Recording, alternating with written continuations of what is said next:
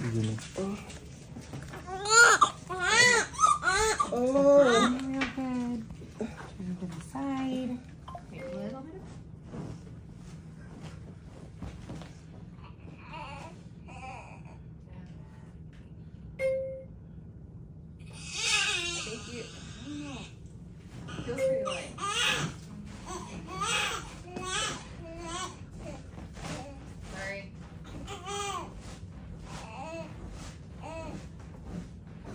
You should have gone with your gut. Dang it, and I even said, okay.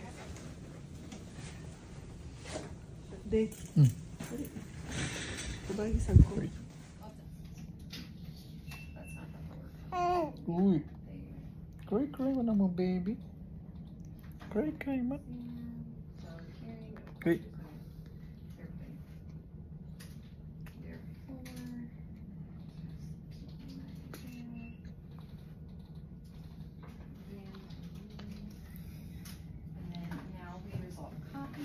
Cry man, baby, na? Yeah, she's sucking her finger, guys. Thumb ba? Look. Dili, index finger. Dili. Index finger maguro na.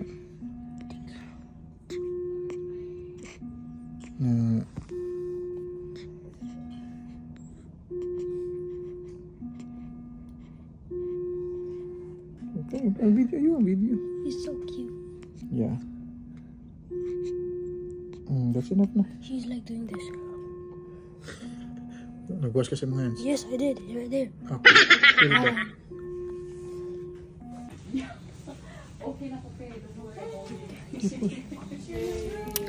So sa mga puntong ito mga kabangas, may bumisita ho sa amin dito si Tita Sang, yung kaibigan ho namin, close friend ho namin dito sa Aumaha. So kasama yung asawa niya na si Drew na nasa baba muna naghihintay kasi nga sabi ni Sang na aakyat lang daw sila pag nakalipat na kami ng room. So papunta na kami sa room na yan. At si Tordy na mismo ang talagang gusto siyang tutulak daw sa card para kay Bibi para maihatid doon sa aming kwarto. No? Nasa room 4203 kami dyan sa Women's Methodist Hospital.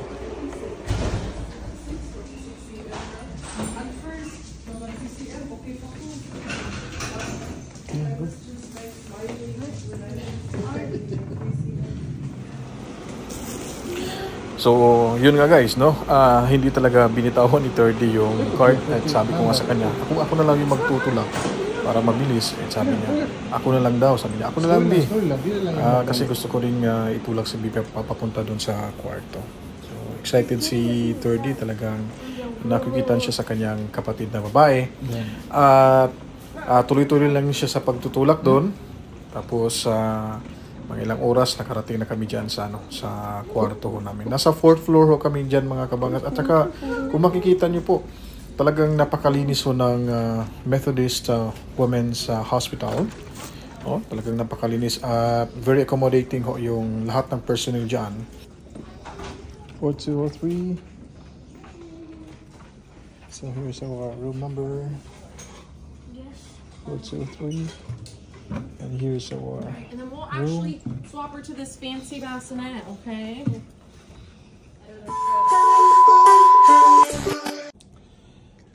Good morning, baby. Ay, ka na ba sa sleep mo? Nigo naman beauty. Ay, beautiful naman, baby. Puso ko man, Ang simod ay liwat mag-Mami Joy. Kamukha man ni Mami Joy yung simod. Yung simod, bi? Ay, umuulbo. Alright. Welcome to the world. Little princess. No. Say goodbye to your followers. Goodbye.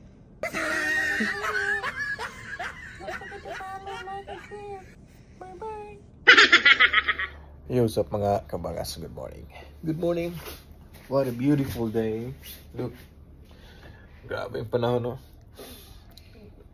Nasa kami guys, nasa 4th floor. So, kagigising ko lang about 15 minutes ago. So, si Mrs. andun. So, dito lang ako nakahiga. Si 30. So, ka-order ko lang ng breakfast namin kasi may pasok pa to. Ihahatid ko pa sa school si 30. At babalik ako rito. Then, iwan ko ba kung makaka-uwi na kami ngayon. We have to ask first to our OB if she allows us to go home na. Kasi baka masira yung bulsa natin dito. Nice. So, si Mami Joy, I'm gonna show you guys our little princess. And look, Mami Joy, bumalik na yung beauty niya, yung ganda niya. Hindi, wow. Grabe, lakas ng boses, guys. Paano na kaya ako pag magtatrabaho nito? ito yung baby namin. Maybe babalik ta rin ko yung camera para mas maganda. Yan, ito, para maliwanag. Hello, baby.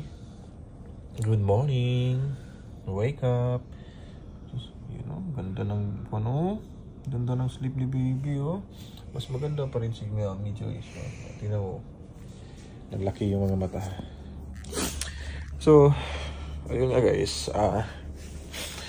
Grabe, napaka-intense yung yung kahapon. Hindi ko first time ko nasaksihan yung pag aray-aray ni Mrs. Sumisigaw, naiyak. Pati ako, na-nervous ako. Ang gagawin ko. Tapos, kwento ko lang guys, no? Grabe talaga nangyari kahapon. Umuwi ako, lumabas ako para kunin si 30 sa school, sunduin siya. Pagbalik namin, nakita ko na si Mrs. Tumutuwad na sa sobrang sakit. At sabi niya nga daw, wala pa daw siyang imik kahit masakit, parang tinitiis niya daw. Nung dumating na ako, napaka-vocal na. Kahit ano nang sinasabi sa nurse, request dito, request doon. Kasi hindi niya masakit na daw eh. Sabi niya, pwede ba si husband niya daw yung hahawak sa likod, tapos umaaray na siya, sakit na daw, umiiyak. Pero ako nung time na yun, pinipigilan ko lang yung yung tawag nito, yung emotion ko. Hindi ko alam kasi unexplainable ba. Hindi ko alam kung ano nasa feelings ko, matatakot ba ako. Ayun, sabi ko, kaya to, kaya. So, sa awa ng Diyos, yung panalangin namin, talagang sinagot niya. Pinakinggan niya yung panalangin namin, hindi sana mahirapan sa pagpapanganak si Mrs. Kaya, yun, binigayaan kami guys ng napagandang anghel. At nang lumabas na, yun, ang sarap ng pakiramdam. Parang yung yung hininga ko parang gumaan. At nung nakita ko si baby, talagang napaluha ako eh. Napaluha ako talaga. Sabi ko, kumbaga tears of joy. Sabi ko, wow, ganito pala yung feelings. Kasi sabi ko nga si 30, wala ako sa tabi nung pinanganak siya ni mami niya. Nasa ibang bansa ako. So ngayon, nandito na kami sa hospital guys. Pakita ko lang sa inyo yung view natin dito. Ayun ganda rito. Napakaganda mga kabagas. Sobrang ganda talaga rito. At saka comment ko lang din sa mga staff dito guys. Grabe, wala akong masabi. Talagang alagang-alaga si Mrs. At saka magagaling sila dito sa Methodist Women's Hospital. Tapos yung accommodation, maganda rito. Maganda rito. Hindi sila strict, pwede ka lang makakuha ng video, pwede ka makapag-picture. Hindi ho sila strict mga kabangas. Maganda ho rito. At yung sasakyan ko lang, kahapon nababas ako 9 o'clock, past 10. So hindi na ako dito dumaan. Hindi na, bawal na kasi nakalsarado na yung kalsada doon, yung exit at saka yung entrance, yung exit bukas. Pero doon ako sa likod ng emergency room dumaan. Kaya nakapasok pa rin ako. So, ang policy pala rito guys, pag 9 o'clock ka, nakasasa loob ka, 9 o'clock ng gabi, hanggang 5 ng umaga, pag gusto mong bumalik dito, doon ka dadaan sa emergency room. At saka makakapasok ka na. So, hindi dito yun. May makikita kayong mga tao doon noon. No? Yan ang entrance eh. Kaya guys, yun po ang ating latest update. Sa induction of labor ni Mrs. Successful ho. Walang problema. Hindi ko siya binigyan ng anesthesia. Hindi siya nabigyan ng kahit anong pain reliever para lang ma-survive yung panganak niya. Talagang natural lang talaga. Sobrang tapang ni Mrs. At na-impress nga yung doctor, si Dr. Prickett, at saka yung mga nurses doon na umalalay sa kanya. Shoutout ka pala sa dalawang nurses na yun na talagang sobrang grabe yung encouragement nila na binigay niya kay Mrs. Talagang sabi, girl, kaya mo yan. I know you can make it. You're so strong. You're awesome. Something like that. Dami siya na. Nakikinig lang ako eh. So guys, yun lang mga update natin dito. Maaga pa. Almost 7 pa. Maya-maya update namin kayo kung makakalabas na kami dito sa hospital. At huwag kalimutan po mag-follow, like, and share sa video natin. At saka sa page natin, support po kayo. Para po sa lahat ito mga kabangas. So see you in my next video. Good morning everyone. At bago pa po ang lahat pala. So yung full video na ito, mapapanood nyo po sa Barua Family Vlog sa YouTube channel ho natin. Suportahan nyo po yung YouTube channel natin. May 250 subscribers na tayo doon. Sana mas dumami pa yung mga viewers natin mga kabangas. At sa page din natin. No?